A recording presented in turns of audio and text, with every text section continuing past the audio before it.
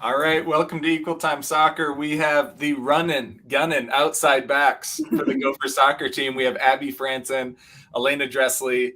Thanks so much for being with us, coming straight from practice, jumping on the show. They're the absolute best. Thanks for being here. Yeah, thank you for having us. Thanks for putting up with our post-practice look. There were so many times when I first started doing Equal Time where I would do like a post-game interview and a player would, like the first time they'd be interviewed, they'd randomly say like, how do I look? Do I look okay? I'm like, you look like a really great soccer player. That's you look like you just played a game and crushed it. That's what you look like. So let's jump in. The last four games, the Gophers have come on super strong. First four games were such a grind where, you'd play well for stretches and then results just were not going your way. A big part of the sort of swing, I think, has been both of you getting into the attack, causing a lot of havoc in the final third. But talk about you're such a veteran team. I mean, the back line is so veteran. Talk about sort of, it seems to me like maybe it was a little surprising to see that lack of chemistry, just considering how long so many of you had been around. But what did it feel like those first four games for you two? Was it just like hard to figure out what was going wrong? Was it just sort of little things that you knew you could correct? What was the vibe during those first four games that you were able to come back and look so strong these last four? I think always, regardless if you have a veteran team or not, I think coming into a new season, there's always going to be like kind of this learning curve of knowing what your role is. So, just like if there's a freshman that comes in or a transfer that comes in, like kind of trying to see how they fit into how we play and like what my personal role is going to be on the team. Like, am I going to be more defensive minded? Am I going to be more attacking minded? So I think each year that changes, even if you have some similar players year to year, I think it still makes a difference. Yeah. Alana, how did it feel for you coming back where you had to have that whole year off? And we can talk more about that later. But for you, did you feel a little bit of rust coming back, going full speed after missing last year due to injury? Yeah, I mean, I feel for the most part, I was just so excited to be back and playing with everyone. But there were moments where it was like, oh my gosh, like, do I know what I'm doing? But I just had to keep trusting that I'm a veteran. Like, I've played before. Like, I just have to play more freely. And I think that was a message for the whole team over the first couple of games, was just taking the points the coaches had been giving us and like watching film and just taking those little steps forward. And I think we continue to keep doing that, which is good. Right. And I think what both of you are kind of talking about too is like the sort of the combination of like, do you have enough individual confidence in like, am I making the right decisions? And then that cumulatively, like we as a group, are we playing with confidence then? Like, are we all at like sort of this tipping point of, are we all individually confident enough? And then as a group, does that mean we're sort of playing enough as a group with confidence? Like, is that part of it too, of sort of everyone trying to figure out like, well, I don't want to push too much, but I also, if I'm not doing enough, sort of the bizarre nature of, well, I don't want to be like the one trying too much, but I also, is that like a little bit of the struggle too of such a team oriented sport? Yeah, for sure. I think also like, I'm sure you noticed that we switched our formation about halfway through our non-conference. Yeah. And I think in that sense, it kind of switched where we have space to open up and to go forwards. Right. So I think with what you were saying, I guess like in my perspective, the switch of the formation was like a new learning point to know when I can go forward and when I need to hold back. Right. You switched from started the year with sort of a 4-4-2 where the midfield is like kind of that diamond, like Lauren Donovan as the holding midfielder, a couple outside mids, and then one central attacker. Switch like a 4-3-3 where there's three in the midfield. For you two in particular, what was the sort of tweak in terms of maybe what you have quote unquote permission to do more of, or what was the sort of shift for you two with that formation shift? I would just say that they've just been really emphasizing to us to get forward, and with that new formation, there's just so much space in the flanks that we can like actually occupy and like go up and get in the attack, which I think is inviting to us. So it makes us feel more comfortable to get forward. Yeah. I think I joked with Abby when I interviewed her after a game. I said, it's fun to watch you two get into the attack, and some of the games things were going so well. I think typically what people think of is like one of the outside backs releases at a time, because otherwise you're really leaving the rest of the back line exposed. But some of the games, the whole team was playing with so much confidence that both of you would be like bombing down. And it was just like an all out, like, get numbers into the final third. We have so many players up there, you can't help but combine well. You know, it was just this fun sort of almost hyper aggressive of like, let's just go for it. Like this mentality that you two helped bring to the offense, I think, of the coaches encouraging you to get forward. And then once you're there, there's just this sort of fun energy of you two on the edge. Like, Abby, you had multiple runs where you dribble all the way into the box. You earn the PK. You know, Alana, you've just been working the edge so much. As you know, are those sort of spaces that you're comfortable getting into? I know, Abby, you know, you were a winger for so much of your club and youth career. Alana, you know, you've obviously played on the back line so much for the U, but talk about sort of getting into those attacking spaces and what it feels like when you're able to just sort of go forward with, you know, with abandon of just like getting aggressive. Yeah, I think at first I was very uncomfortable. I just wasn't used to being so high, but when the coaches make it so clear of like what they want from us. So like, it's very like, okay, I can go forward, and I've got Lainey next to me telling me when I can go forward. And I think just after each game, I just get more and more comfortable in like reading when I can go and where I should be as an option for the forward. So I just think the more we keep doing it, the more comfortable we'll get. Mm-hmm. Yeah, I think, Alana, you probably have gotten the most disservice from my coverage over your career of like me not acknowledging your athleticism. I think like you're maybe the single greatest gap between like me not recognizing your speed. There's been times where I talk about like, oh yeah, it's good to have, you know, like Abby on the outside who's really athletic to cover for something, and then someone will be like, Elena's like literally the fastest player on the team. Like somehow I just don't like, somehow I've just like discounted your top end speed. And this year, especially in the attack, it's so fun to see you just like burn defenders. Is it talk about sort of the difference of using your athleticism defensively versus offensively? Because I think you've always shown really good sort of grit and positioning as an outside back. I was just watching some old clips from like 2019 that I have of you. And it's of just like from way back of you just, you know, showing it outside back. Talk about the difference in using your athleticism for sort of defensive, like positioning and sort of person to person defending versus that offensive end for both of you. Yeah, I'd say honestly, this past year with my recovery, the amount of work I've done like has gotten me to be as fit as I am now. And I feel like it's allowed me to get forward more. So like, I know I can get back. Like, I'm not dead after I get all the way up and then it's like, oh crap, I have to get back. It's like, okay, I can come back now. Like, I have that fitness. And also I feel like with the defending piece, just using my body more, like my favorite thing is like separating from the forward and just getting comfortable doing that again and just getting tight on defense. Mm-hmm. Abby, how about you? Yeah, I guess in my, like, when I go forward super hard, and it's pretty much like I'm going forward and that's all I'm going to do. I'm not going to go back. And I think I kind of had to switch that to be more defensive minded, like knowing that I just need to keep the ball in front of me. I don't need to win it. I can just make the forward go backwards, and that's a win for the defensive line. So I think it's almost like a switch of a mindset. And when I go forward, I feel like I'm going to goal and I'm going to get this done. And then as a defender, I'm more like, okay, I'm going to do my part and trust that the rest of my teammates are going to help me win the ball back. Right. Like sort of just like, I just need to do enough. I need to do my role. Like, it's not my job to steal this ball. It's my job to stop this person. But I'm like, I don't have to individually save the entire team right now. Right. Exactly. Well, Alana, I hinted earlier, you've had just like such an interesting journey in your Gopher career. You know, you come in, it's so nuts how long you've been with the program now, all the way back in 2018. The whole back line, I mentioned it on all the broadcasts, is just old as hell. It's awesome. You all have been around just forever. And so, Alana, you know, you're on that 2018 team, like, if people even remember, like, wins the Big Ten tournament, like crazy, like a previous era of this squad.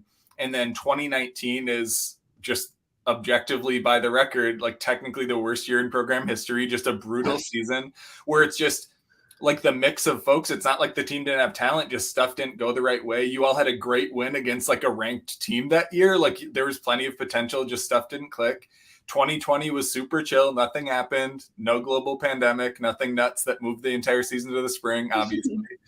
And then, last year was also super chill. No major injuries, didn't have to miss a whole year, nothing crazy like that. And so like now you're back as a captain. Just talk about there's so much stuff that's happened, but for you individually, talk about sort of maybe how you've changed and grown as a player and a person over that time, or just sort of, does it seem like that's just so many individual crazy eras for you to have gone through in a single collegiate career? Just talk about sort of what that's felt like for you to go from, a player trying to sort of like learn the team, learn how it works, and then now just being a staple, a captain. Like, could you ever have envisioned like this many twists and turns, but also just, as a graduate senior, I'm going to be a captain. I'm going to be crushing it at outside back. Just talk about that.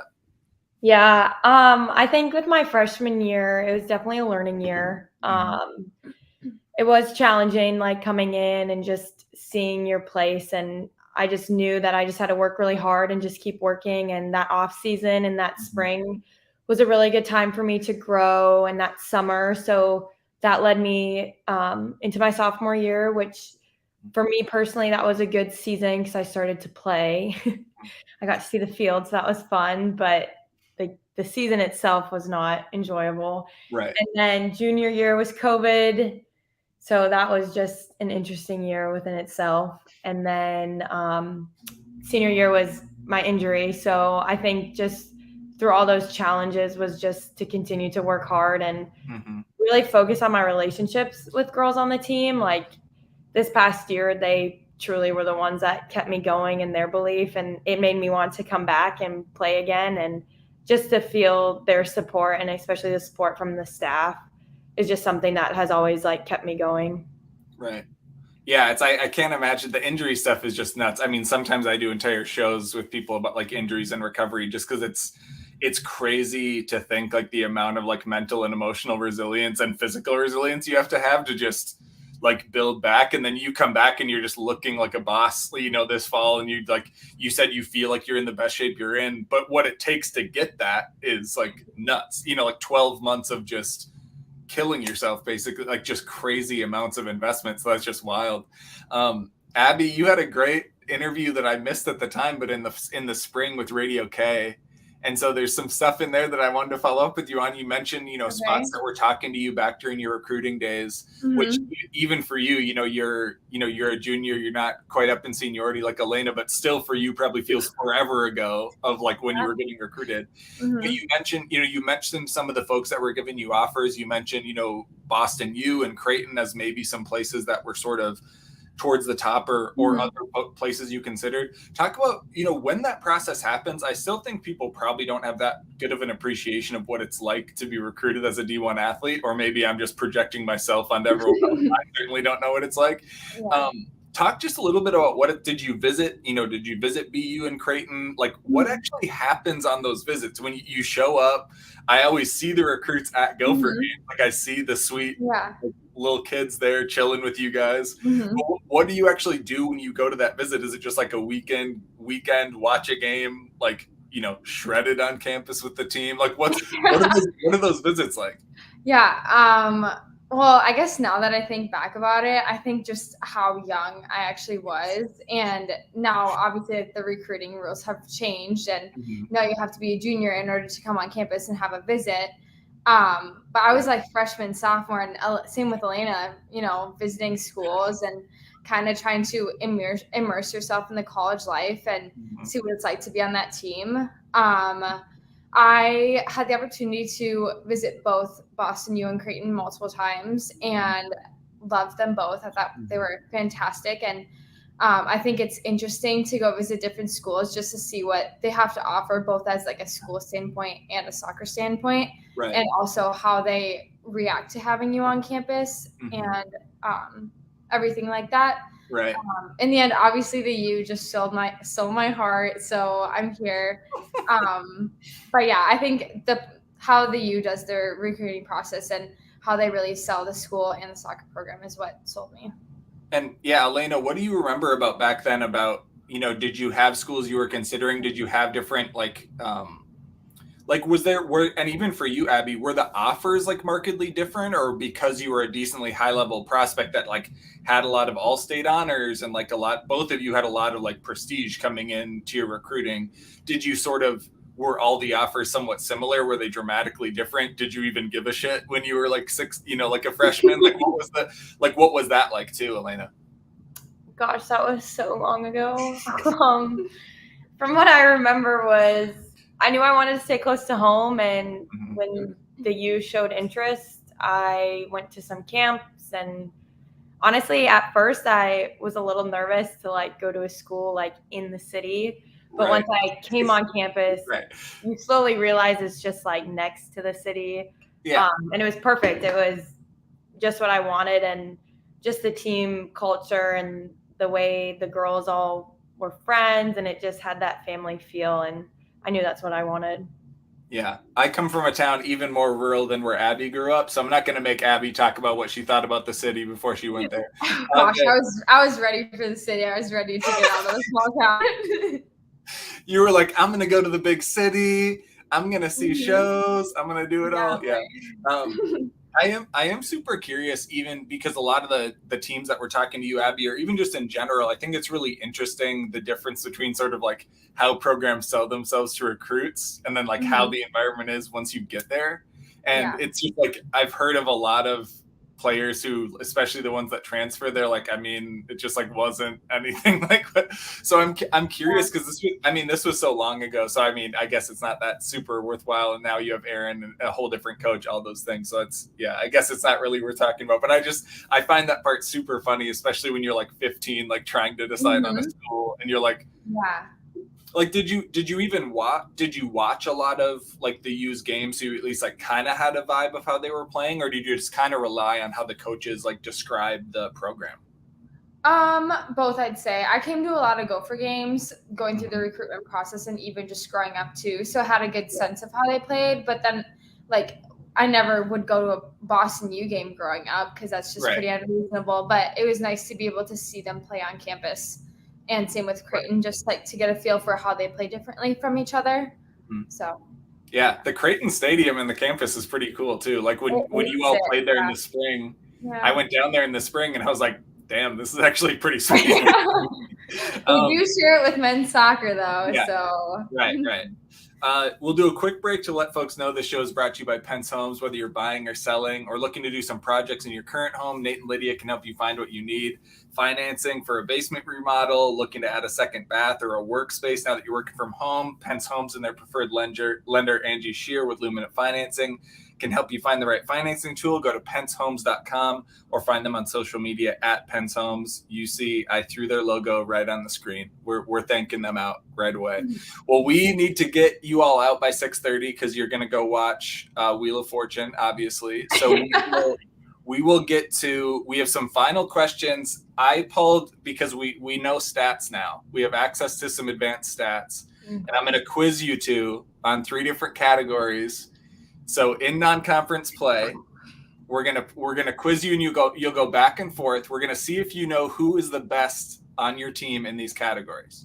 So the first one, and for some reason this does not include the UND game, so I apologize, Elena. I apologize. It does not include that game. That's Y Scout's fault. That's the database's fault. But first, and Elena, you have seniority. We'll let you guess first. We'll alternate guesses and see if you can get to the top 5. So who do you think has the top pass percentage? And Elena, you can guess first. And we're going to guess the top 5.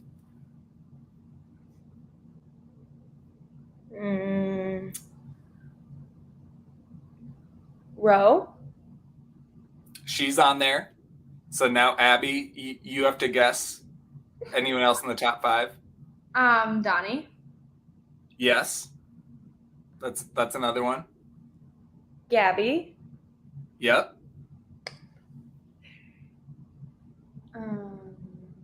Bowman. No, she's up there, but not in the top 5. So let's see if Elena can guess either the other 2 top 5 players. Laney. No, you got burned. I'll give you now, Abby. You get another guess. Let's see if you can get one. Elena. No. This I'll give you a hint. I'll give you a hint, Elena. It's someone who has played, also someone who has played on the back line.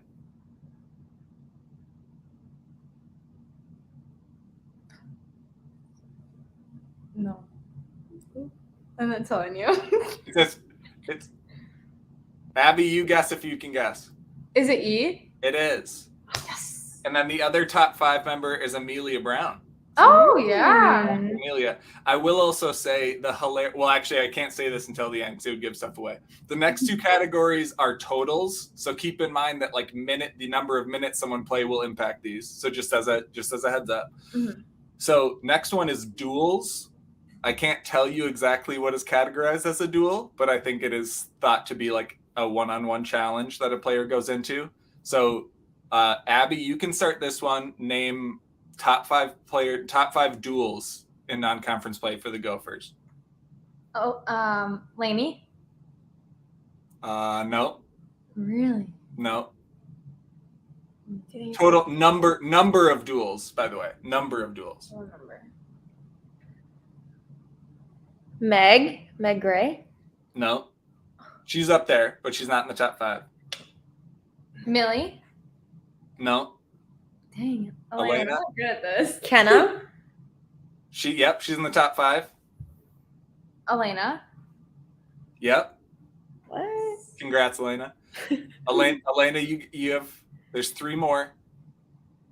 Izzy. No. See, you're not thinking. You guys really need to start thinking of the very scrappy people on this team. Is it me? No. Bowman. Yes. Bro. Yes. There we go. Donnie. No, and Donnie is not in the top 5. Think of who would be very most likely to get into a real life duel or a real life scrap. Who seems to almost start fights. Kaya. Yes, exactly. We got to give Kaya her due. Give Kaya her due. So the next one is number of dribbles. So this is not success. This is not like successful dribbles, but like the number of dribbles. So again, I can't speak to exactly how it's categorized, but it's like attempting a dribble. So a one on like an individual dribble move. So Elena, you can guess first. Rowe. Yes. Bowman. Yes. Kenna. Yep. Meg. No, she was very close. She's basically very close to the top 5 in every category. Elena, you can guess again.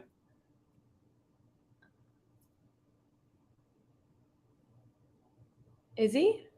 Uh-uh. Why do I feel like Gabby? Gabby? No, I'll give you a hint. One of them is on this show. Abby?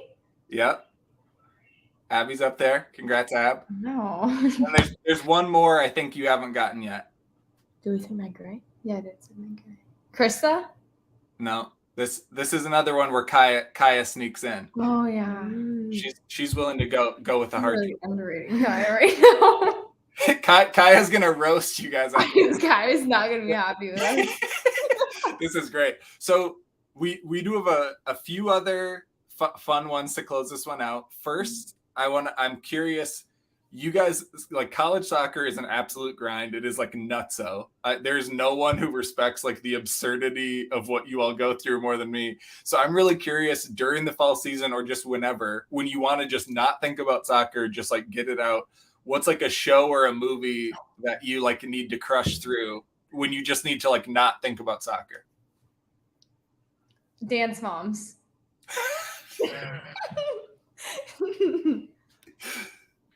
I'd say The Bachelor or The Bachelorette and Love Island. Oh, I haven't done Love Island yet. Is it? I mean, I know it's supposed to be good. It's okay. It's just the whole team's kind of into it, so we'll watch it together. It's all like bad reality TV, basically. Right. It's what we love. For the Bachelor, aren't they doing like a crazy season? Is it like a double season? Yeah, we actually watched part of the finale last night. A group of us. Wow. Yeah, there's 2 bachelorettes. so they choose at the same time. Is the drama that they might choose the same person, or is that not the drama? No, that's not the drama. But there was drama in the beginning. We could go on about that, but we could. I mean, honestly, we could turn this into a Bachelorette podcast if you want. And then when you all do let's say you're actually missing the season, or you really do want to consume soccer and you want to watch a soccer game, are there certain like teams or leagues or just whatever that you like actually enjoy watching? Well, last year when we got knocked out, like before NCAAs, I just love watching all the NCAA games. And it's kind of fun because you like either know some people that are playing, or or you've like played against them in ECNL too. So that's like one of my favorites. Yeah. That is fun. The common opponent thing is like even fun for me to watch teams. I'm like, well, the Gophers could have beat them because they beat someone else. And blah, blah, blah. And this is another one. This is team based. I'm curious if you had to have someone. I'm stealing this directly from Yale Averbush. So Yale, if you're watching, I'm stealing this. She does this on her pod. If you had to have someone on the team take a PK to save your life, who would you choose? And Alana, you can go first.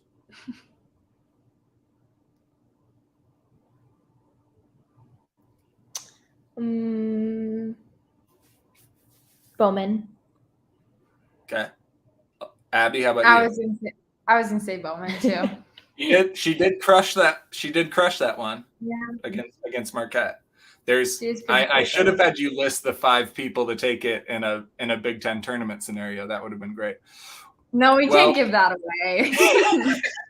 That's honestly, that might be day of. That might be a day of. Seriously. It's the mindset thing. Erin would look at your eyes, and if you're like look confident or shaky, she'll make the call. Well, thank you so much, Abi Frandsen, Alana Dressely, 2 of the run and gun and outside backs for the Gopher soccer team, a huge part of Minnesota putting on the offensive onslaught these last 4 games. Also, tons of shutouts, tons of great work all across the field. They are suiting up at Nebraska to open Big Ten play on Friday. Tune in and watch that. Thanks so much for joining us, guys. Thank you.